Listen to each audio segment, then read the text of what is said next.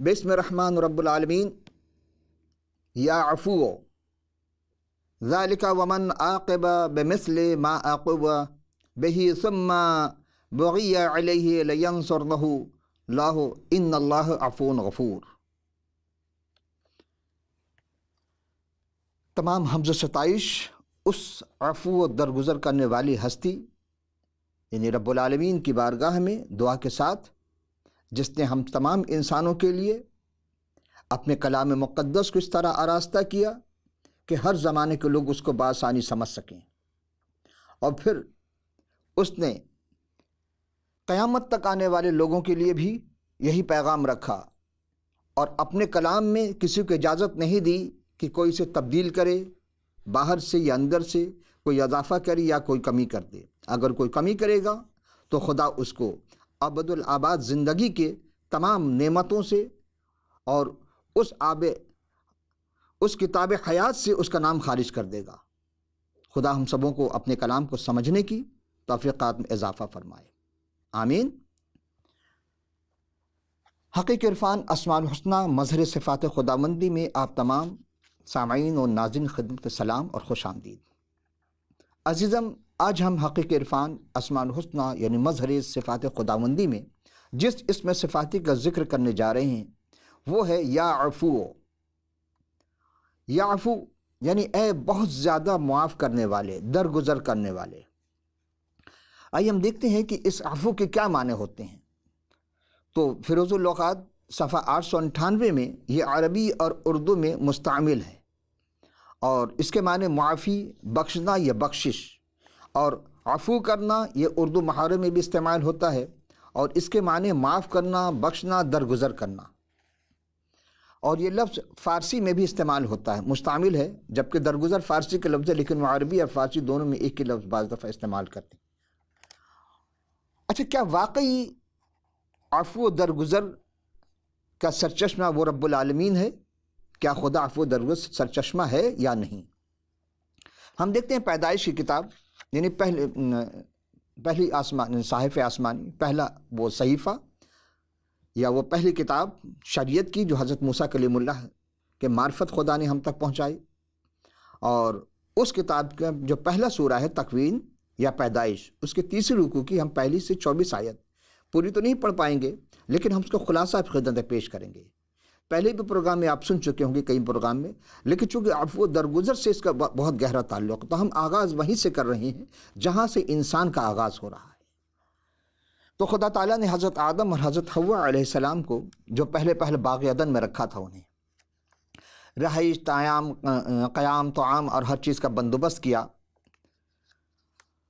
جہاں وہ بے فکر کے ساتھ، کوئی فکر نہیں تھی، کوئی تردد نہیں تھا انہیں، اور آرام سے زندگی بسر کر رہے تھے، اور ایک ساتھ رہتے تھے، برہنہ رہتے تھے، شرماتے نہ تھے۔ ایک دن ایسا ہوا کہ خدا اور انسان کا جو ازلی دشمن یعنی ابلیس ملعون وہ سانپ کی شکل میں آیا، اور موقع پا کر حضرت حوا سے کہا، اپنی چالاکی اور چاپلوسی کے ذریعہ خدا کی بتائی ہوئی باتوں کو توڑ مڑوڑ کر شک میں ڈال کر پوچھا، کیا واقعی خدا تعالیٰ نے کہا ہے کہ باغ کے کسی درخت کا پھل نہ کھانا؟ تو حضرت حوا علیہ السلام نے جواباً عرض کیا، نہیں تو ہم تو باغ کے درخت کا ہر درخت کا پھل بے روک ٹوک کھاتے ہیں۔ ہاں، لیکن اس باغ کے بیچ ایک درخت ہے جس کے قریب جانے سے، چھونے سے، پھل کھانے سے خدا تعالیٰ نے ہمیں منع کیا ہے۔ تو فوراً ابلیس جو تھا وہ اپنی چکنی چپڑی باتوں سے حضرت حوا علیہ السلام کو شیشے پہ اتار لیتا ہے، اور اس طرح گویا ہوتا ہے کہ شک میں ڈال کر، کیونکہ اس نے یہ کہا کہ نہیں ایسا نہیں ہے، بلکہ تم جب کھاؤ گے تو تم خدا کے مانند ہو جاؤ گے، نیک اور بد ہر چیز کی تمہیں آگاہی ہو جائے گی۔ اور یہی ہوا کہ جب اس کے بہکانے میں آ کر حضرت حوا علیہ السلام نے اس پھل کو کھایا اور اپنے شوہر یعنی حضرت آدم علیہ السلام کو بھی کھلا دیا، تو پھر اس وقت ان کی آنکھیں کھل گئیں۔ واقعی ہم سے بہت بڑی غلطی سرزد ہوئی ہے، اور ٹھنڈے وقت میں وہ رب العالمین جب ان سے ملنے کے لیے آتا تھا تو اسی طرح حسب معمول آیا، لیکن حضرت آدم اور حضرت حوا نے انجیر کے پتے سے اپنے لیے لنگی تیار کی، اور اپنے اس جسم کو چھپایا، اس حصے کو، اور اس کے بعد پھر جب ٹھنڈے وقت میں خدا نے ایک آواز دی تو انہوں نے اپنے آپ کو درخت کے پتوں میں بھی چھپایا۔ پھر خدا نے کہا اے آدم تو کہاں ہے؟ آدم نے کہا کہ میں نے باغ میں آپ کی آواز سنی، لیکن شرمندگی کے باعث میں آپ کے حضور حاضر ہوں سے قاصر تھا۔ کیوں؟ کیونکہ جسم میں میرے پاس کپڑے نہیں تھے، میں بے لباس تھا۔ تب پروردگار عالم نے کہا کہ ارے تم نے کہیں اس درخت کا پھل تو نہیں کھا لیا جس کے بابت ہم نے تمہیں منع کیا تھا کہ نہ کھانا، ورنہ یہ بھی کہا تھا جس دن کھاؤ گے تو مرو گے، یہ تم نے کیا کیا؟ تو جناب آدم نے کہا کہ جس عورت کو تو نے میرا ساتھ کیا تھا یہ اسی کی وجہ سے ہوا ہے۔ جب جناب حوا سے پوچھا تو انہوں نے کہا کہ سانپ نے یعنی ابلیس نے ہمیں بہکا دیا۔ تو پھر پروردگار عالم نے ان تینوں کو وہاں سے باغ عدن سے نکال دیا، لیکن ابلیس کو تو رانے درگاہ کر دیا، لیکن انسان جو رب العالمین وہ عفو و درگزر کرنے والی ہستی جس نے اپنے محبت سے اپنی ہم شبیہ میں انسان کو خلق کیا تھا، اس نے یہ کیا کہ آدم اور حوا کو ویسے نہیں بلکہ ان کے لیے 2 جانور قربان کیے اور اس کے چمڑے کا لباس بنا کر انہیں پہنایا۔ لباس آج بھی ہم پہنتے ہیں جس میں کہ زینت بھی ہے، لیکن ایسا لباس نہ ہو کہ زینت تو ہو اور جس میں نظر آئے اور ریا نظر آئے۔ ایسا لباس شریعت کی روح سے منع ہے ہر جگہ۔ تو جب لباس پہنا دیا تاکہ موسم کے بھی اثرات جسم پر نہ ہو پائیں، تو وہ خدا کتنا عفو غفور رحیم ہے کہ اس نے عفو درگزر کرتے ہوئے اس نے کیا لباس، خدا جو عفو درگزر کرنے والی ہستی ہے اس نے محبت کے ہاتھوں مجبور ہو کر وہ 2 جانور کو ذبح جو کیا تھا اس چمڑے کا لباس بنا کر حضرت حوا اور حضرت آدم دونوں کو پہنایا اور پھر وہاں سے رخصت کیا، یعنی کہ زمین پر باغ عدن سے دوسری جانب ان کو روانہ کیا۔ اور پھر ہم دیکھتے ہیں کہ اسی طرح ان کی نسل میں بھی جب پہلا قتل ہوتا ہے، یعنی چھوٹے بھائی جس کو قرآن میں قائن کی جگہ قابیل اور حابل کی جگہ حابیل کہا گیا ہے، ان دونوں بھائیوں سے بھی خدا نے کہا تھا کہ جو چیز تمہیں سب سے زیادہ پسندیدہ ہو وہ میرے حضور نظر پیش کرو۔ تو چھوٹے کا قبول ہوا، بڑے کا رد ہو گیا، گویا کہ چھوٹے کے نظر کو خدا نے ایکسیپٹ کیا اور بڑے کا ریجیکٹ کر دیا، تو اس کا منہ بگڑا۔ تو خدا نے کہا کہ دیکھ گناہ نہ، غصہ نہ کر، اس لیے کہ گناہ تیرے ساتھ چپکا بیٹھا ہے، دبکا بیٹھا، گناہ نہ کر۔ اور پھر اس نے وہی کیا جس کا خدا نے اسے تنبیہ کی تھی، اس نے غصے میں آ کر اپنے بھائی سے الجھ کر اور اسے قتل کر دیتا ہے۔ لیکن خدا جو درگزر کرنے والا ہے وہ چاہتا تو اس کو مار سکتا تھا، کوئی کسی ذریعے سے بھی کو مار، لیکن اس نے کہا نہیں، میں تجھے درگزر کر رہا ہوں، اب تو میرے سامنے سے چلا جا، یعنی وہ خدا کے حضور سے وہ نکل گیا۔ ہم دیکھتے ہیں کہ زمانے کے ساتھ ساتھ جناب نوح کا زمانہ آتا ہے، اس وقت بھی کتنے گناہ ہوتے ہیں، لیکن خدا جناب نوح کے ذریعہ سینکڑوں برس تک ان کو تبلیغ کرتا رہا کہ توبہ کرو، اپنے گناہوں سے معافی مانگو، اور اس معافی کے سبب سے خدا چاہتا تھا عفو درگزر کرتے ہوئے ہم ان کے ساتھ توبہ کا موقع دیتے ہیں۔ عزیزو، وہاں بھی ہم دیکھتے ہیں کہ جناب نوح کے زمانے میں پورا طوفان آیا اور پوری دنیا غرق ہو گئی، لیکن جو کشتی میں سوار تھے خدا نے ان کو محفوظ رکھا اور ان سے پھر نسل چلی۔ پھر ایک وقت آتا ہے کہ جناب نوح کی نسل میں برج بنانے کا سوال پیدا ہوتا ہے کہ ہم برج بنائیں گے اور خدا کی آواز کو سنیں گے، لیکن چونکہ گناہ اس وقت بھی اتنا بڑھ چکا تھا، خدا نے کیا کہ آؤ ہم چلتے ہیں اور ہم ان کے اندر پھوٹ ڈال دیتے۔ تو خدا نے اس وقت ان کے زبان میں تبدیلی کر دی، وہ ایک دوسرے کی زبان نہ سمجھ پائے کہتے ہوئے بھی، کیوں؟ اس لیے کہ مختلف زبانیں ہو گئیں۔ پھر وہاں سے یہ پراگندہ ہوتے رہے، جس جگہ جا کر بسے وہاں پھر انہیں وہی بت پرستی شروع کر دی۔ پھر خدا نے ازل میں کہا تھا جنت سے آدم اور حوا کو نکالتے وقت کہ اب انسان کے نجات کے لیے میں ایک ایسے کو بھیجوں گا جو عورت کی نسل سے ہوگا۔ اور پھر مختلف اوقات میں انبیاء اکرام آتے رہے، خدا نے انبیاء اکرام کے ذریعہ انسان کی ہدایت کے لیے صحائف بھی بھیجتے رہے۔ پہلی شرعی کتاب توریت شریف، پھر صحائف انبیاء، پھر مختلف کتابیں آتی رہیں، پھر آخر میں پروردگار عالم نے، چونکہ جو گناہ کرے گا گناہ کی مزدوری موت ہے، اور بغیر خون بہائے نجات نہیں مل سکتی۔ عفو درگزر کے لیے خدا نے اب انسانوں کے لیے قربانی کا جو انتظام تھا پہلے، اسے مفقود کر دیا، اسے ختم کر دیا جب جناب مسیح اس دنیا میں جلوہ افروز ہوئے۔ گناہ بڑھتا رہا، لیکن ہم دیکھتے ہیں کہ موسیٰ کے زمانے میں، ابراہیم السلام کے زمانے میں، یا حضرت لوط کے زمانے میں ہر طریقے سے خدا معاف کرتا رہا۔ خود بنی اسرائیل کو خدا نے، یعنی یعقوب علیہ السلام کو اسرائیل کہا، یعنی خدا کا خاندان، خدا کے بیٹے، انہوں نے کتنے کتنے گناہ کیے، لیکن خدا عفو درگزر کرتا رہا۔ تو سوال یہ پیدا ہوتا، پھر ہم دیکھتے ہیں کہ جب نکالا گیا وہاں سے آدم اور حوا کو، اور ابلیس نے جب خدا کے کلام کو اپنے چاپلوسی کے ذریعہ تبدیل کر کے پوچھا، تو آج ہمیں یہ سبق ملتا ہے کہ جب بھی، جہاں بھی، جو بھی، جس انداز میں بھی کلام مقدس کے احکام کو، خدا کے کلام کو اپنے ہی الفاظ میں اس میں شک ڈال کر اگر پیش کرے، تو وہ یقین جان لیجئے گا کہ وہ ابلیس ہوگا یا ابلیس کا کوئی کارندہ ہوگا، چونکہ خدا نے منع کیا ہے کہ اس کے کلام میں کوئی آگے سے یا پیچھے سے نہ اضافہ کرے نہ گھٹائے، لیکن کوئی کرتا ہے تو اس کا مطلب پھر وہ اسی زمرے میں شمار کیا جاتا ہے۔ آئیے اب ہم ایک اور سوال کی طرف چلتے ہیں کہ خدا تعالیٰ کہ واضح احکام ہونے کے باوجود اگر کوئی دیوتاؤں کی پرستش کرتا ہے یا بتوں کی پرستش کرے، تو دل میں تو خوش ہوتا ہے کہ ہم نے اپنے بھگوان کی یا دیوتا کی یا خدا کی پرستش کی ہے، تو اس کے لیے کیا ہوگا؟ کیا وہ معافی ہو جائے گی؟ آئیے ہم دیکھتے ہیں۔ استثناء آخری کتاب ہے، یہ توریت شریف کا آخری سورہ ہے، اس کے 29ویں رکوع کی 19 سے 21 آیت۔ یعنی ایسا مرد یا عورت کوئی بھی دیوتاؤں کی پرستش کرے تو اس کے لیے کیا حکم ہے؟ پھر ایسا آدمی لعنت کی باتیں سن کر دل ہی دل میں اپنے آپ کو مبارکباد دے اور کہے کہ میں کیسا ہی ہٹی ہو کر تر کے ساتھ خشک فنا کر ڈالوں تو بھی میرے لیے سلامتی ہے۔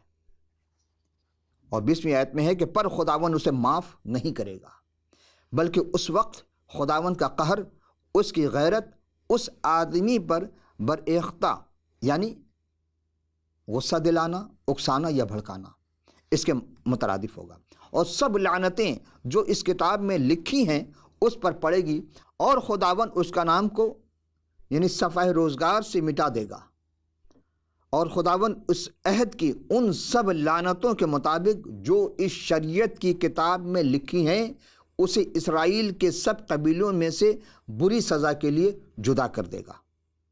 عزیزم، آج پھر ہم جب غور کریں کہ کیا ہم بھی اپنے اندر تو کوئی بت نہیں چھپا کر رکھے ہوئے ہیں؟ اگر ایسا ہے تو فوری ہمیں توبہ کرنی چاہیے، کیونکہ جو بھی شے ہمیں خدا کی یاد سے غافل کر دیتی وہی ہمارے لیے بت ہے۔ اور بت صرف سامنے رکھنے کا نام نہیں، بلکہ ہر وہ شے جو انسان کے ذہن میں بستا ہو، انسان اپنے ذہنی تصور میں بسا لے یا اپنے عقیدے میں داخل کر لے، وہ سب چیز جو خدا کے علاوہ ہے وہ سب بت ہے۔ آئیے پھر سوال ہے کہ کیا انبیاء اکرام علیہ السلام سے بھی گناہ ہوئی یا بدی ہوتی تھی؟ اگر تو پھر وہ کیا کرتے تھے؟ حضرت داؤد علیہ السلام جو زبور نویس ہیں، وہ زبور شریف کے 32ویں رکوع کی 5ویں آیت میں کچھ یوں مرقوم کرتے ہیں کہ میں نے تیرے حضور اپنے گناہ کو مان لیا اور بدکاری کو نہ چھپایا۔ میں نے کہا خداوند کے حضور اپنی خطاؤں کا اقرار کروں گا اور تو نے میری گناہ کی بدی کو معاف کیا۔ دیکھیں، انبیاء کرام سے جو بھی لغزش ہو جاتی تھی، غلطی ہو جاتی تھی انسان ہونے کے ناطے، اور فوری وہ اپنی خطاؤں، گناہوں، لغزشوں کو خدا کی بارگاہ میں حاضر ہو کر معافی مانگ لیتے تھے۔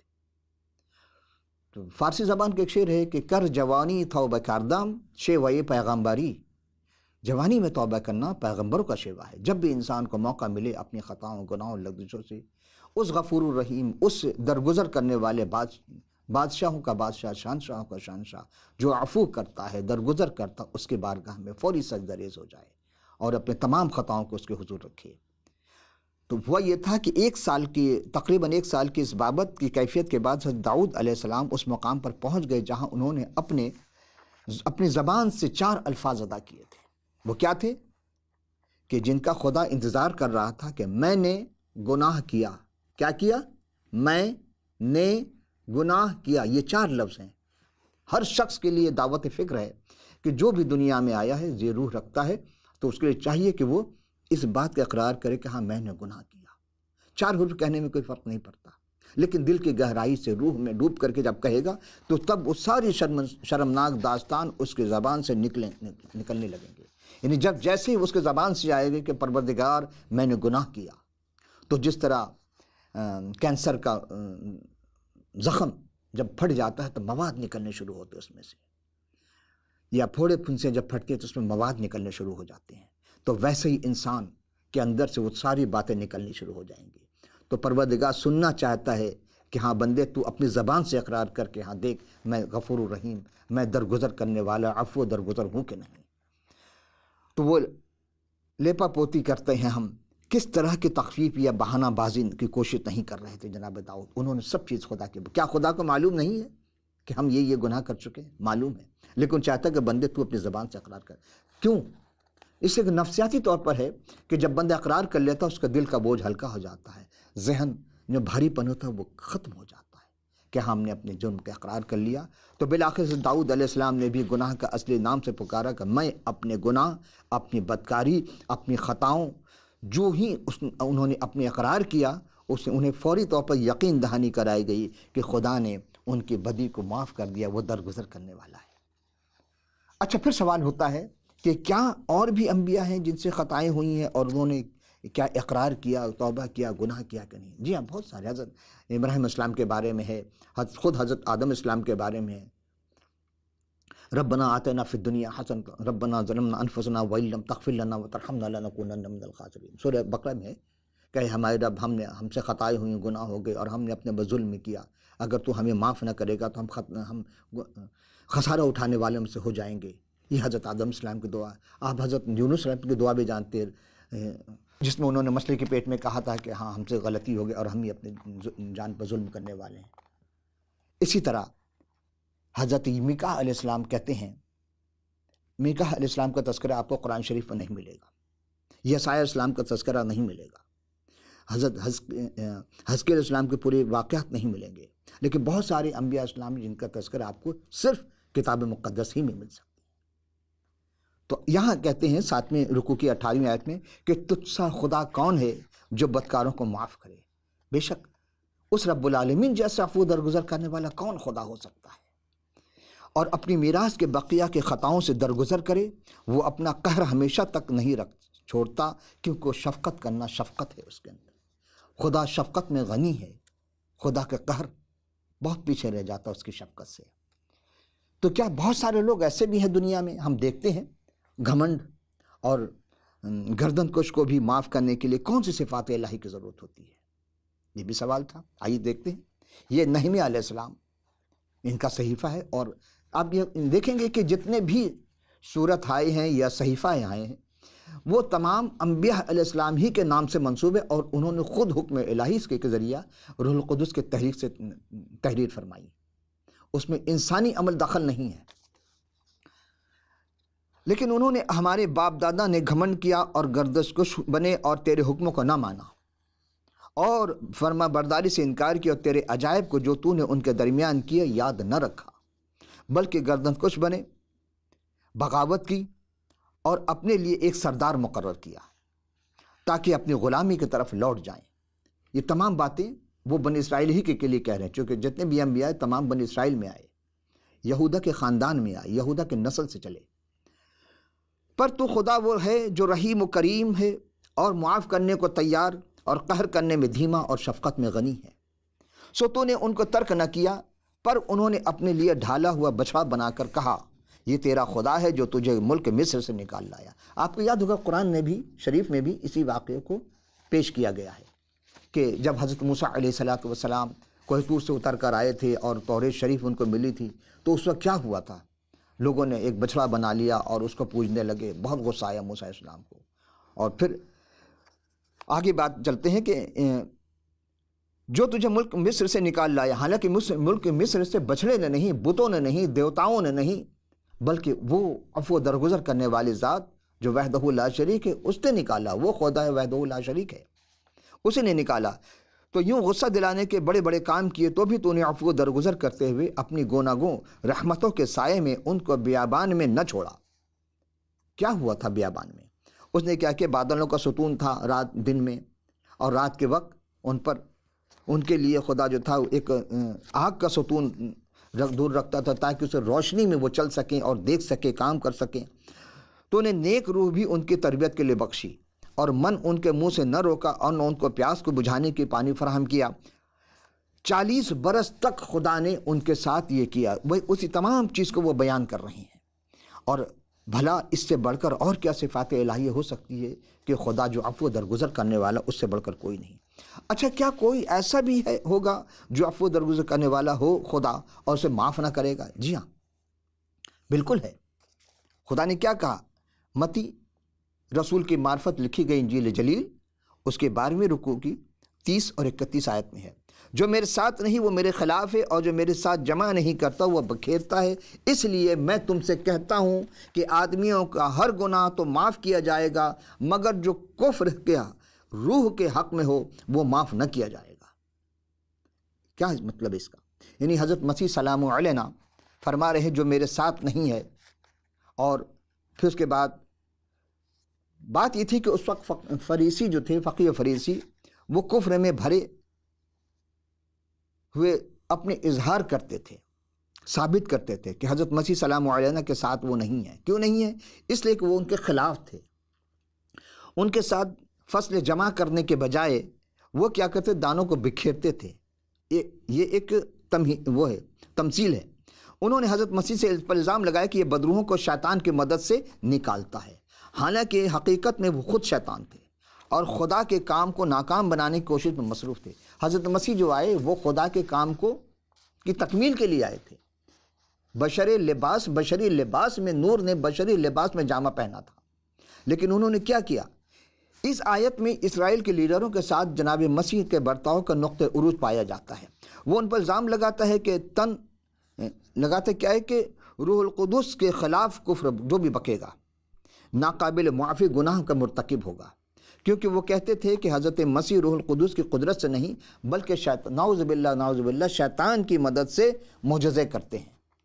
اس طرح گویا وہ روح القدس کو بعل زبول، اب دیکھیے یہ نام کہیں نہیں ملے گا آپ کو، یہ ایک بت تھا، لوگ اس کی پرستش کرتے تھے اور کہتے تھے کہ یہ جو ہے بدروحوں کا سردار ہے، تو اس کا حوالہ دیتے کہ یہ اس کی مدد سے کرتا ہے، یعنی جناب مسیح کرتے ہیں۔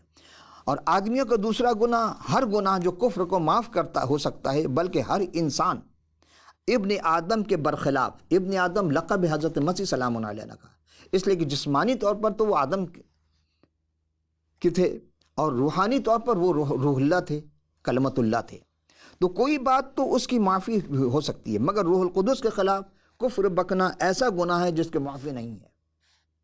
اب کوئی کتنے اعمال کر لے، اس کے پاس کتنے بڑی سندیں کیوں نہ ہو کہ فلاں مدارس کا ہے یا فلاں یونیورسٹی کا ہے، اور اس کو بہت سارے القابات آپ نے نام کے ساتھ لگا لے کہ بہت بڑے پہنچے ہوئے بزرگ ہیں، پیر ہیں۔ میں کسی کے خلاف نہیں کہہ رہا ہوں، میں صرف وہ بات آپ کی خدمت میں پیش کر رہا ہوں کہ کوئی بھی روح کے خلاف اگر گفتگو کرتا ہے تو خدا کے کلام کے مطابق اس کا گناہ معاف نہیں کیا جائے گا۔ کہاں تک؟ نہ اس عالم میں نہ آنے والے میں۔ کیا مراد یہ ہے کہ جناب مسیح جب دوبارہ اس دنیا میں جلوہ افروز ہوں گے، قدم رنجا فرمائیں گے یا وہ حویدہ ہوں گے، تو اپنے لشکر، فرشتوں کے لشکر کے ساتھ آئیں گے اور عدل کریں گے۔ تو اس وقت کی باتیں، یعنی 1000 سالہ بادشاہی ہوگی ان کی۔ اس دوران بھی جب مسیح نے کہا کہ اس عالم میں، تو مراد یہی تھی کہ ان کی زمینی خدمت کے دنوں میں۔ یہ بات مشکوک معلوم ہوتی ہے بظاہر لوگوں کی نگاہ میں، لیکن موجودہ زمانے میں ناقابل معافی کیس جا سکتا ہے، کیونکہ مسیح جسمانی طور پر یہاں موجود ہو کر معجزہ نہیں کر رہے ہیں، لیکن روحانی طور پر معجزات بھی ہو رہے ہیں۔ ہو سکتا ہے کہ کوئی شخص برسوں تک نجات دہندہ کو ڈھونڈتا رہا ہو یا اس کو ٹھکراتا رہا ہو، اس کی سمجھ میں نہ آئے، اور بعد میں پھر وہ توبہ کر کے ایمان لے آئے، تو اس کا مطلب ہے کہ نجات پالے گا، کیونکہ خدا جو عفو درگزر کرنے والا ہے وہ نجات عطا کرتا ہے۔ اب 32ویں نمبر آیت ہے اسی متی رسول کے 12ویں رکوع کی، جو کوئی ابن آدم کے برخلاف کوئی بات کہے گا تو اسے معاف درگزر کی جائے گی، مگر کوئی روح القدس کے برخلاف کوئی بات کہے گا تو اسے معاف نہ کی جائے گی، نہ اس عالم میں نہ اس عالم میں۔ دیکھیں یہاں بھی اب خدا کیا ہے؟ حضرت داؤد علیہ السلام زبور شریف میں فرماتے ہیں 78 رکوع کی 38ویں آیت میں کہ لیکن وہ رحیم ہو کر بدی کو معاف کرتا اور ہلاک نہیں کرتا ہے، بلکہ بارہا اپنے قہر کو روک لیتا ہے اور اپنے برے غضب کو بھڑکنے نہیں دیتا۔ تو اب ہم دیکھتے عزیزو، یسائی نبی نے ایک عجب بات کہی تھی دوسرے باب کی 8 اور 9 آیت میں کہ ان کی سرزمین بتوں سے پر ہے اور انہوں نے اپنے ہاتھوں کی صنعت سے انگلیوں کی کاریگری کے سجدہ کرتے ہیں۔